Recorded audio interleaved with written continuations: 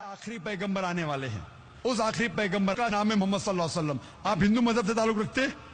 हिंदू मजहब की किताब में लिखा है, भविष्य पुराना पर्व 3 खंड 3 अध्याय 3 श्लोका 5 से 8 में लिखा है भविष्यवाणी मोहम्मद सल्लल्लाहु अलैहि वसल्लम की।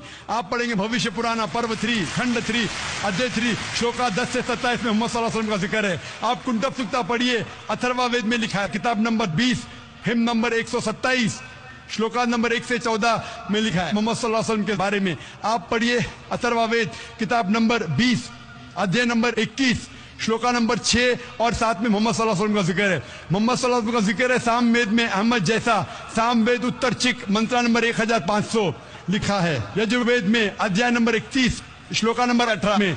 आप पढ़ेंगे ऋग्वेद किताब नंबर 8 अध्याय नंबर 6 वर्ष नंबर 10 में।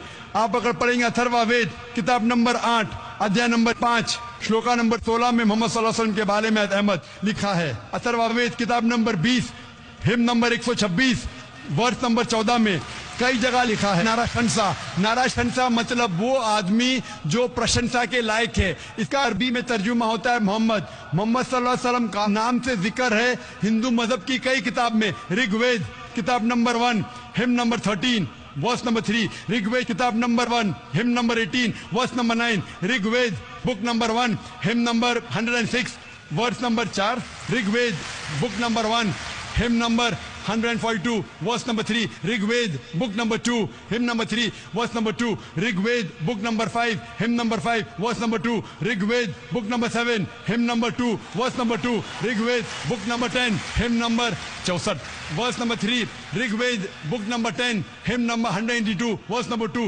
Yajurveda chapter number 20 verse number 55, Yajurveda chapter number 20 verse 37, Yajurveda chapter number 20 verse 57, Yajurveda chapter 21 verse number 31। मैं सिर्फ हवाले दे सकता हूं आपकी किताबों में से सिर्फ घंटों तक, जिसमें लिखा है मोहम्मद सल्लल्लाहु अलैहि वसल्लम आखिरी पैगंबर है।